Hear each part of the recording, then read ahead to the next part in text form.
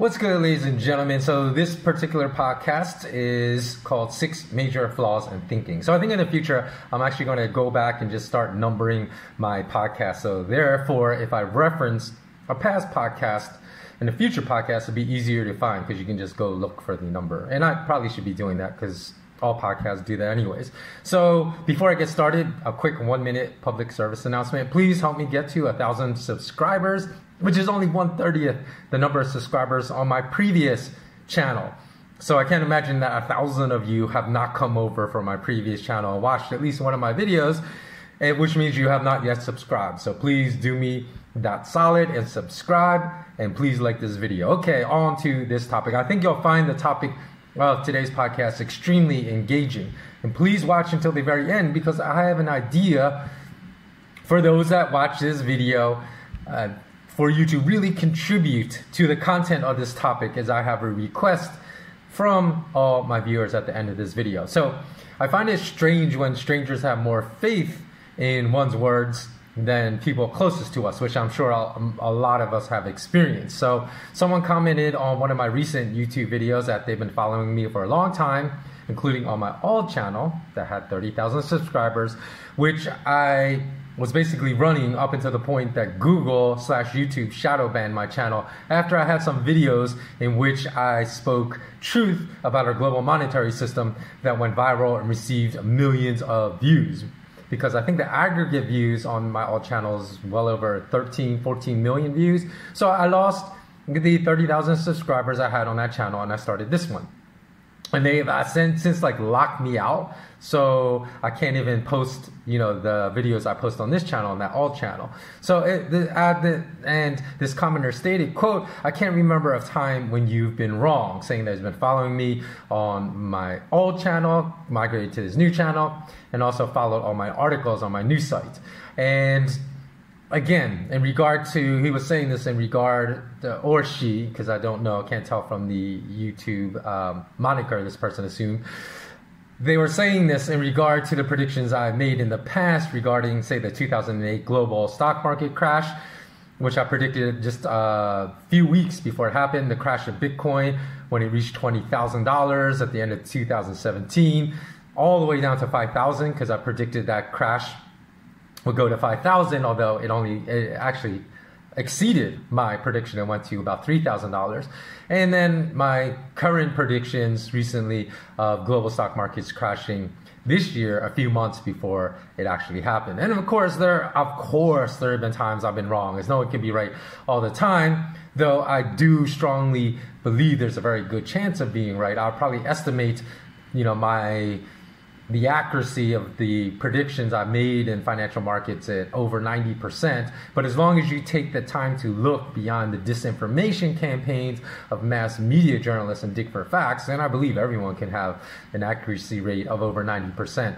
But still, given access to the exact same predictions, often those closest to me, simply because they follow the mass media narratives, which are wrong at in excess of 90% and 90% clip, dismiss my views much more often than even complete strangers that listen to my views. And I don't state this to put anyone close to me on Front Street, because I'm not going to reveal the identity of those closest to me that regularly dismiss my predictions that turn out to be true. So I'm not going to reveal if these are family members, aunts, uncles, cousins, or close friends, or some combination of all of the above. But there are those close to me that believe me as well, but it's not a matter of believing me or not believing me. It's a matter of being able to think critically to assess who has the best probabilities of being correct.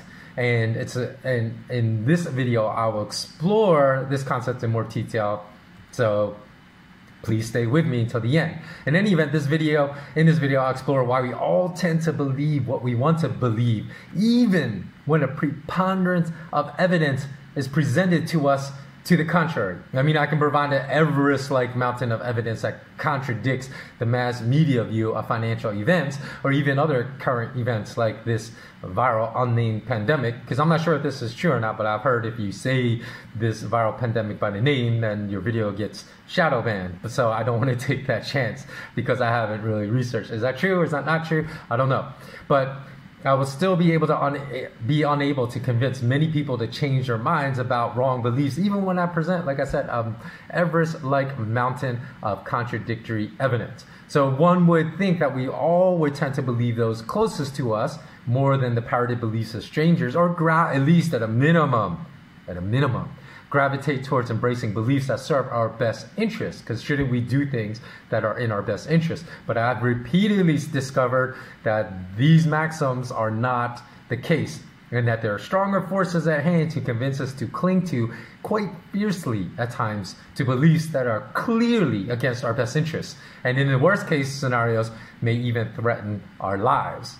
Just not our financial livelihoods, but our actual lives. So the influence of the majority opinion on our own belief system is so strong that it is often impossible to break our false beliefs without completely restructuring the manner in which we process information, which first requires recognition and our willingness to self-identify the flaws by which we process any information we encounter. And many of us, unfortunately, are unwilling to do so, or simply do not know. I shouldn't really say unwilling, do not know how to do so. So part of this process has to do with our constant bombardment from a very young age to comply with the authoritative view. We see this happening on YouTube with any video made discussing this virus, which I say and if you basically present a viewpoint about this virus that's spreading around the world that opposes the official viewpoint of any official health organization, which I will reveal later in this video, if you have done so, it's probably cost other people being infected and would cost other people that have believed blindly authoritative institutions. It may even cost, it actually probably definitively has cost some people their lives that blindly subscribe to authority, and will continue to do so in future weeks, unfortunately. So institutional academics also trains young children to continually concede to authority over intellect, but through much more subtle means in this time, because if we consider how classrooms are organized in a very militaristic manner, with a single authority at the head of a classroom that is never to be challenged by their students, with the threat of punishing those students, and with students lined up in rows in very neat, orderly columns, just like a military organization would be, with that same type of precision. So in response, I spent years studying these flaws and developing coursework and real-world exercises that will allow us to overcome such flaws and thinking. And unfortunately, such flaws in thinking will continue to lead us down paths of making poor choices for the entirety of our lives if we don't learn how to, one, identify it, and two, overcome them. But as I say, the first step is recognition that our thought processes are poorly organized, which I've witnessed over time some be unable to do. So, for example, there are those that have literally confided at least 6 major financial predictions weeks and months before they happened, all of which eventually came true.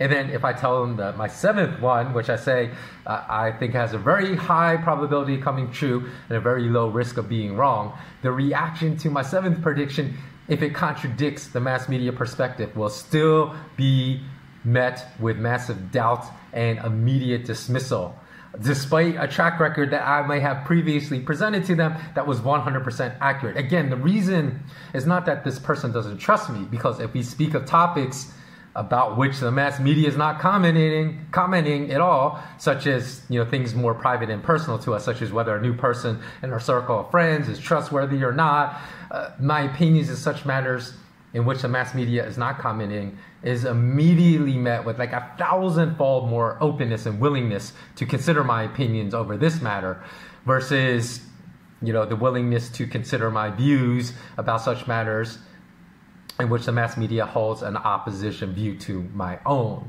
and they're commenting on a day in, day out basis. So this confirms my belief that people are unduly influenced by what so-called authorities think about a topic, which brings me to the first of 6 major flaws in thinking. So let's get started.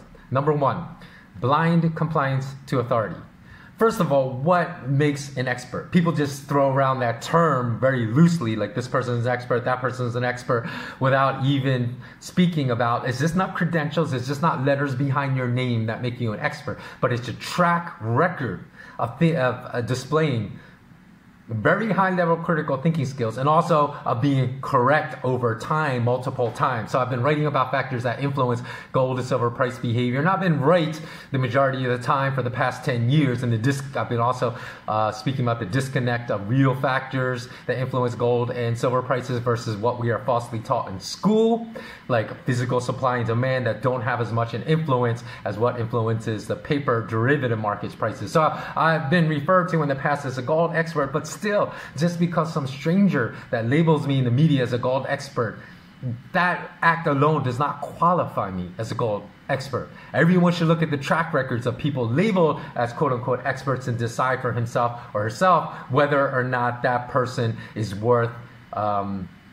following as far as whatever they say about that particular topics. Because, okay, let me just off the top of my head, another example, Harry Dent, right? He's a famous name among Americans. If you're not American, you may not know that name, but he's really well known because he appears on the mass media US financial TV shows all the time and always giving his predictions. He self-proclaimed himself as a futurist, like as if his vision of the future is always accurate. Yet, if we go back and look at his track record, it is awful. And especially with gold, in 2011, he predicted gold prices would collapse to $700 an ounce. Never happened. So he said, he came back in 2012 on these same TV shows, and he said, oh, I was only off by a year. So in 2012, it will collapse to 700. Didn't happen. He came back the next year and said, okay, now I'm like almost 100% certain. I was only off by a couple of years. It will definitely go to $700 this year. Didn't happen. What did he do? He came back in 2014, 15, 16, 17, 18, made the same predictions. Never happened. How many times do you have to be wrong before the media keeps calling you an expert and keeps bringing you back, calling you an expert? You know, when you've been wrong so many years in a row, not only wrong, but obscenely wrong. Because if you go look at the prices of gold, at the lowest price in some of these years, he's off by wild margins. So why does mass media keep featuring him on their TV shows when he's been exposed far more as a fraud and charlatan than an expert? And why do they keep proclaiming him as an expert? Just think about that for a second. Our blind compliance to authority is so great that sometimes the so-called expert doesn't even need to be named. What I mean by that is that sometimes we can just appeal to an anonymous expert to say this expert said this to convince the majority of people to believe what is pure propaganda. And for example, I read an article just this morning that used this mass appeal label of an expert to make a point. And the article said, at least one expert stated as much as 99% of active cases of the virus, the unnamed virus, in the general population are mild and do not require medical treatment at all to recover, end quote. Now, this is so factually inaccurate in so many areas, I'm not even sure where to start with. Now, there was a link to the unnamed expert, to be fair, but how many people of us actually clicked through to see who the expert was? Well, I did, and the expert, while the expert was a medical doctor, and he actually made some very solid points because, in my opinion, because that 99% rate he was extracting and extrapolating, but the extrapolation is what is inaccurate. He's extracting that from the best data that's available, which comes from the nation with the highest testing rates per capita, South Korea. But as of the 2nd of April, there's only been approximately 10,000 confirmed cases in South Korea, of which 39% are still active, about 60% have recovered, and 167 deaths have resulted. So this sample size leaves a lot to be desired to extract it or extrapolate it to the entire world. And that is a problem I have with it, because perhaps if such data in the US confirmed these findings with more than 215,000 reports of infection and more than 5,000 dead, then this conclusion would be far more robust. And furthermore, we also know that China has been totally opaque and non-transparent in reporting their true data. So we really don't know. That China is probably the country with the most infections, the most dead, even though it's reporting that the US is now. And we don't have this massive sample size available to analyze. So such conclusions, right, extrapolations are based upon speculations and unknowns and estimates. So it can't be considered as fact at this point in the game. So it doesn't matter if an expert stated it or not. When the majority of facts are unknown, which they still are at this point, then no robust conclusion can be drawn. Okay, let's go on to major flaw in thinking number 2. Summarily dismissing opposition views because they clash with authoritative view. This happens all the time. So the first flaw in thinking I named was blindly believing every statement issued by an authoritative source. The second one is summarily dismissing any opposition view to that authoritative view, which unfortunately a great deal of members of society behave in this manner. Because if you just go to Tokyo and walk in the streets and ask any of the residents if they have any idea if they were exposed to dangerous radiation levels for years after the 2011 Fukushima nuclear plant meltdown. And I bet you, I guarantee you the standard response would be the majority response. I'm not saying all people would be ignorant, but the majority response, because I know culturally that level of trust that Japanese citizens put in their government. The standard response would be no, and they would say the government told us we were all safe, even though loads of scientific evidence suppressed by the government exists to the contrary. So I myself have directly experienced the second flaw in thinking when I predicted the U.S. stock market crash in 2008. And I predicted this just weeks before it happened. People responded to me by saying, well, you know, U.S. Central Bank Chairman Ben Bernanke said there's little risk of a crash. The economy was robust. The housing market is robust. And who am I to contradict this authority, Ben Bernanke? Are you so arrogant to think you know more than the most powerful banker in the world? And in 2009, when I told people they should buy physical gold, or actually it came in the fourth quarter of 2008, I started when gold slipped below $800. And my clients know this. I told clients by publicly state too that this is the time to start buying physical gold again, because I said you will never be able to buy physical gold at less than $800 an ounce ever again. People mock me again because my views contradicted the views of billionaires like Warren Buffett and Bill Gates, who were stating about gold at that time. They warned people away from it, and so don't buy a useless rock. That's not where your money should go. Again, the arguments were so insane. Like, do you really think you know more than a billionaire? And if you do, why are you not a billionaire? Which are comments to me that show zero understanding of how the global fiat currency monetary system has built in systemic advantages for the uber rich over the rich, middle class, and poor. Not to mention that my disagreement with the positions of billionaires like Buffett and Gates and authority figures like Ben Bernanke has nothing to do with me knowing more than them. In fact, I've often speculated that Ben Bernanke knew exactly what was going to happen and that Buffett and Gates both secretly own very large stashes of physical gold. I've stated that they likely know just as much as I do, but the difference between people like me and people like them is that people like me will tell you the truth and people like them will lie to your face. Only when people like that lie to your face, you, not the viewer of this video, because your intellect is probably at a far greater level than the general public, but I'm saying the general public, when they lie to the general public's face, the general public thinks they are telling them the truth.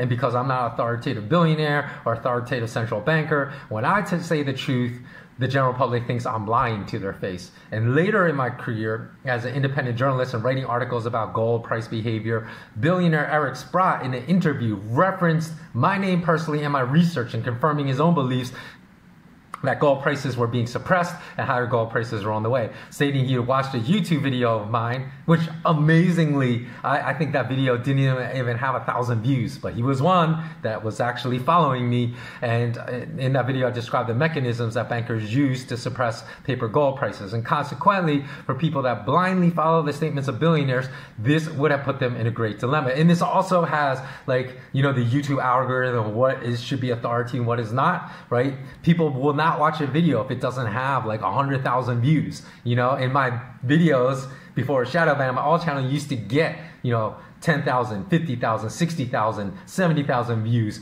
quite frequently. But now that they don't, nobody wants to watch it, even though my expertise is greater than 5 years ago, greater than 10 years ago, because the people are fooled by this blind compliance to authority. Because I said even that video that Eric Sprott watched at that time, I believe had less than 1,000 views, but a billionaire was still following my analysis. So this puts the people that critique me by appealing to the authority of billionaires in a really great dilemma. Which billionaire are you going to follow?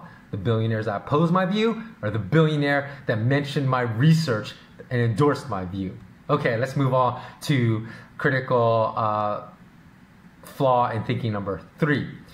And that is the belief that someone that states a position with which we disagree has nothing worthwhile to say, and that we should dismiss everything that person says.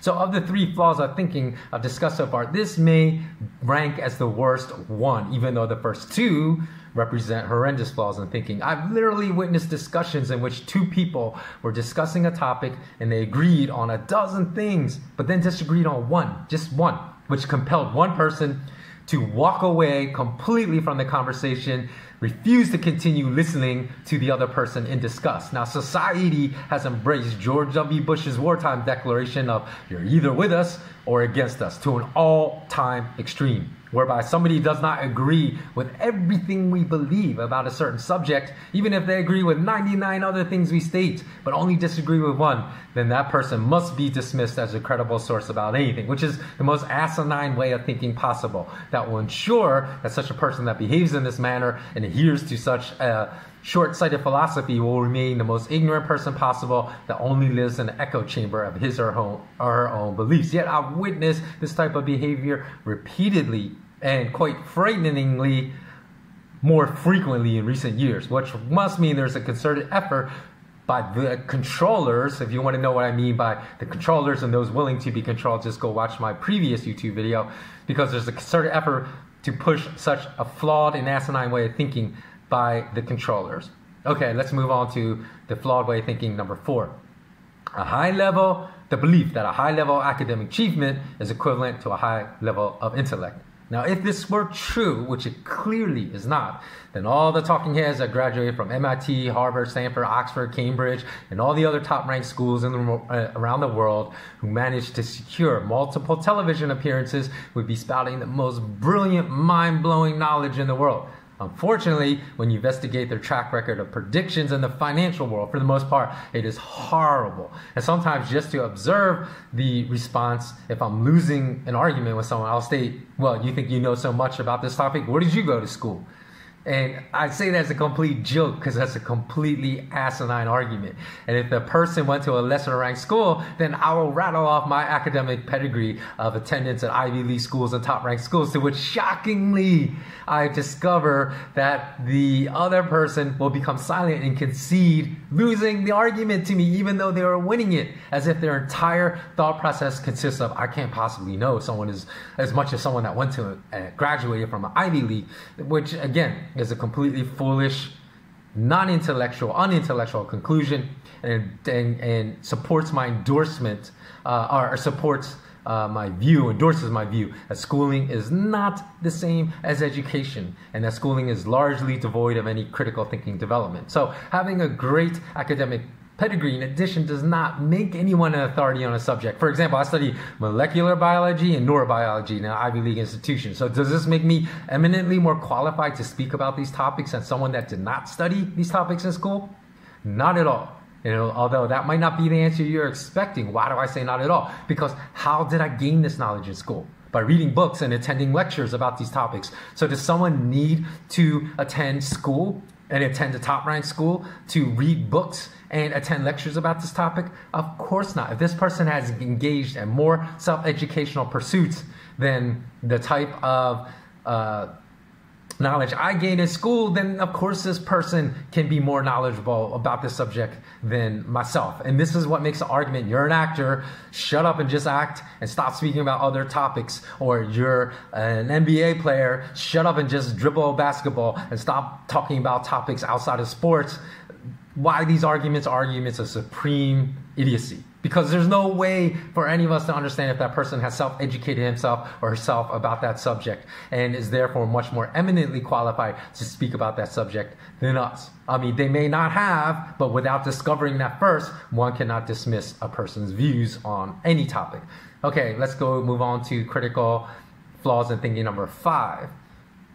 That would be blindly following people that just say they stick to the facts and believing such people are super intellectual, like a fanboy or a member of some type of cult. So there are a lot of people out there that really jumped on the bandwagon of facts. Let's stick to facts and criticize people with an opposition view of pandering to emotions and feelings over facts. And the ironic thing is a lot of these people that make this argument incessantly. Do not stick to facts. So just because someone states they stick to facts does not mean that they are doing what they promote, or in their self-promotion. So ironically, I know someone that famously uses this, like the stick to the fact argument, and who has resorted even to some of the previous flaws in thinking I've already mentioned in this video to win arguments against others that are not skilled in critical thinking. So I once watched a video posted on YouTube in which this person quoted studies as his facts to destroy another person's anecdotal based opinion, in which he made the argument that facts always destroys opinions. And of course, opinions are just that, right? They're not facts. So in that aspect, he was correct, right? You can't use anecdotal opinions to really heavily support your line of argument. But to prove that he was right and the other person was wrong, he quoted a study by the US government as his infallible source, stating that the person he was debating couldn't possibly deny the validity of his study because it was conducted by the US government.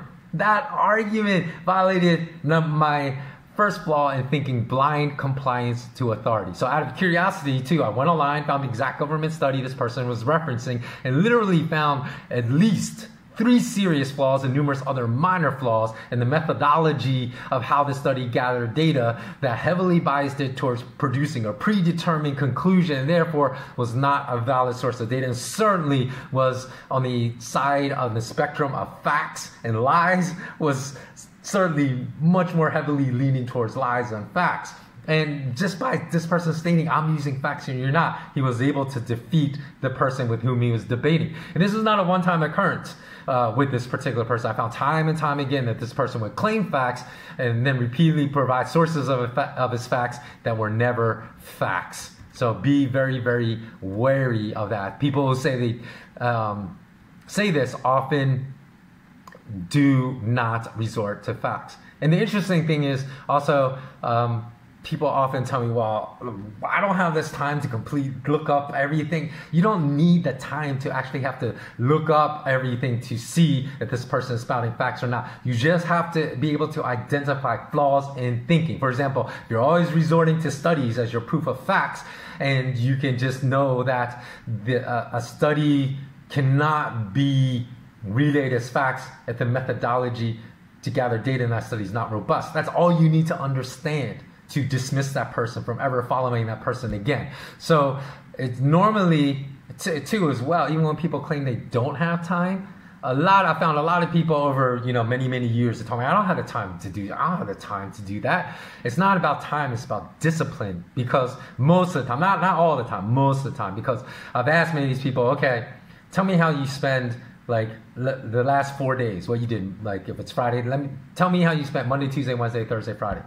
And then I'll find out that they watch 8 hours of Netflix or spend 2 hours a day on social media, but they say they don't have the time. So it's not about not having time, it's about not having the discipline. Because 2 of the most overused and wrong phrases that just annoy me to no end are follow your passion and knowledge is power. Because I gave some people very close to me all the knowledge that could have prevented them from getting just demolished in the global stock market crash in 2008 and the one this year, and they didn't take advantage of that knowledge. So if you have all this knowledge but you don't utilize it, then knowledge is useless. It's actually application of knowledge in the real world that is power. And then following your passion as well. Passion is not going to get you through the hard times. It's discipline. Discipline, always having discipline is what gets you through times of struggle. So a lot of people have a lot of knowledge and do nothing with it, because either they don't know how to use it or they have no discipline to act upon it. So along with passion, I'm not saying passion and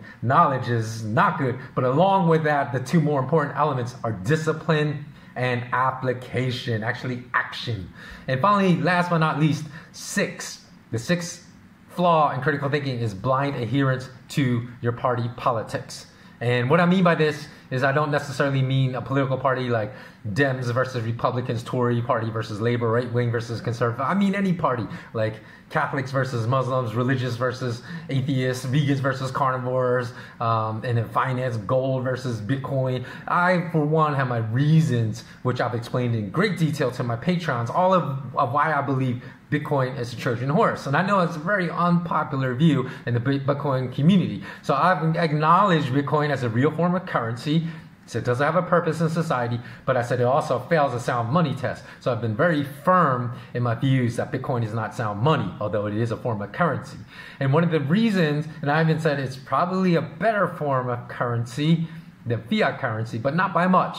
And one of the reasons that validates my Trojan horse theory about Bitcoin is my prediction, well known to my patrons at that time, that I made when Bitcoin reached $20,000 at the end of 2017, and I predicted its price would get halved to $10,000. And that happened actually much more quickly than I had foreseen, but when it went to $10,000, then I predicted again it get halved to $5,000, which also came true and actually went below $5,000. So one of the primary reasons I made that prediction was due to bankers' introduction of Bitcoin futures trading at the end of 2017, because I was very well versed over a decade of research at that point of how bankers had used gold futures trading to engineer artificial price plunges in paper gold derivative prices. And when my prediction about Bitcoin price collapse came true within weeks after I made it, this validated my Trojan horse theory. But to this day, I cannot hold this opinion without 95% of all Bitcoin advocates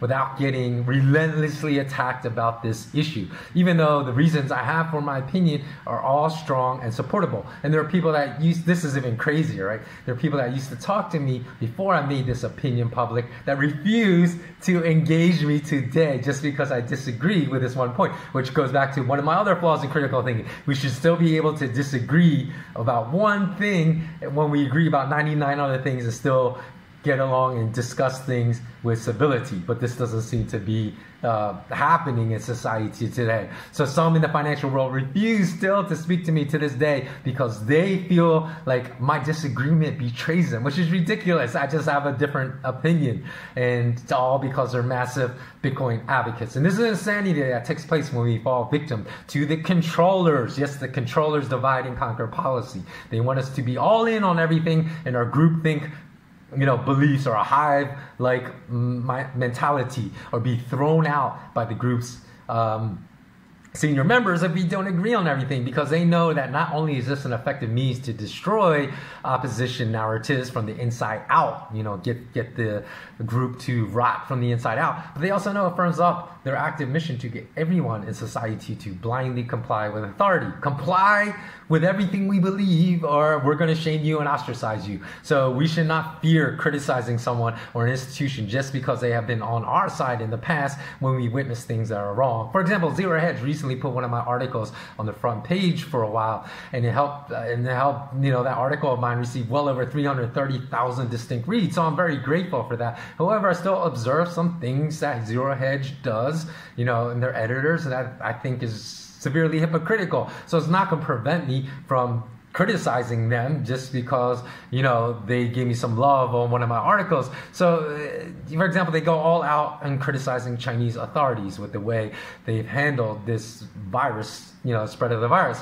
And it's not that I disagree with much of the criticism. You go to my old YouTube videos on this channel, I've said the exact same criticism. So most people will say, well, what's your problem then if you agree with their criticism? My problem is in their hypocritical silence with this, when this same behavior is engaged in by US authorities. For example, Twitter's executives recently stated they will ban anyone on their platform that contradicts any position given by a health authority about this virus. So first of all, I can't even name this virus, as I said earlier in this video, for fear it will make this video shadow banned, because this video is not about this. It's about critical thinking. So I do not want to get a shadow ban. And secondly, the U.S. Surgeon General said, quote, stop buying masks, end quote, earlier, right?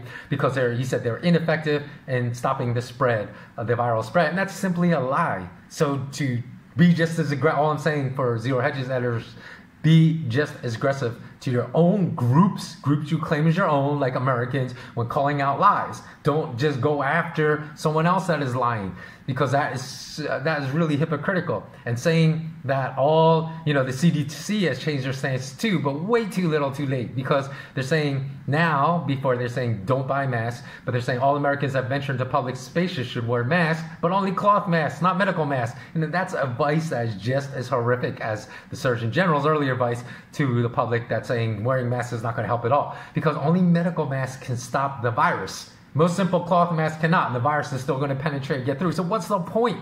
That's even worse, because it gives people a false sense of security while they're still going to be spreading infection.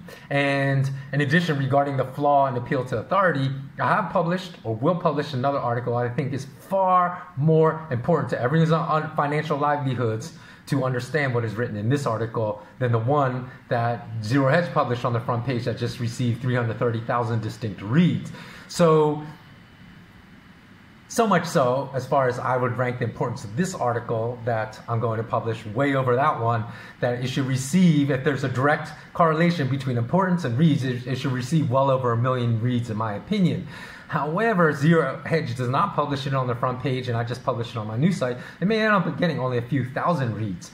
And that is the difference in our flaws of thinking. We think, only if it's on a well-known financial site should I read it. And if it's not, then I'm not going to read it at all, and it's not important. So that literally could be the difference, right? As Zero Hedge picks it up again, it could receive 500,000 reads, but if it's only published on my news site, it may just receive a few thousand reads, which is total insanity. So if you want to know which article it is, just sign up and subscribe to my free newsletter, which you can do at my news site, which all the information will be in the video description below. And sign up before this weekend's over, because I will let you know in my free newsletter which article that is sometime next week. So let's summarize the 6 flaws in major thinking before I wrap up this video. 1, blind compliance to authority. 2, summarily dismissing opposition views because they clash with the authoritative view. 3, the belief that someone that states a position with which we disagree has nothing worthwhile to say. 4, the belief that a high level of academic achievement is equivalent to a high level of intellect. 5, blindly following people that just say they stick to facts without ever investigating if that person is actually stating facts. And 6, blind adherence to your group or party affiliation politics. And before I go, I want to give a big up to all my patrons, as I thank you for your continued support during this difficult time that all of us are going through right now. So if you are thinking of becoming a patron, but you're financially struggling right now, wait. Do not become a patron. Wait until we all get through this period of financial difficulty, because we're all in this struggle together. And as long as we don't succumb to the 6 flaws of thinking that I just exposed in this video, I think we'll come out on the other side a much better. So one of the reasons I spent 10 years of my life developing the coursework and exercises for SK Wealth Academy was because I was tired of encountering these 6 flaws of thinking on a regular basis and on an increasing basis, unfortunately, in recent years. And I wanted to fix them, since schooling obviously was not. So please stay tuned for the delayed by the virus but imminent launch of my academy. And finally, as I said, I really want this video to start a discussion. So please comment below about any other major flaws in thinking that you have witnessed that I did not cover in this video. I would be super interested in not only hearing about them, but hearing other people's comments about them as well. So I was going to mention one last thing about the virus before I go, even though I believe it is, my viewpoint is I do believe it's serious. I don't believe that people should just be blowing it off. But I think the manner in which many governments around the world are attacking this is much more economically harmful to the livelihoods of all of us than is necessary. But I'm going to save that commentary for a subsequent video, because I don't want this one to be shadow banned by YouTube and Google. So as always, remain intensely curious. Until next time, stay safe. Please do comment below. Let me know what other flaws in thinking you have witnessed in your lifetime, and mention them below, because maybe I'll make another. These were the 6 that I really thought of that I've seen repeatedly. But if you have more, mention it so we can foster discussion. Okay, that's all for today. And as always, thanks so much for tuning in. And until next time, big up to everyone.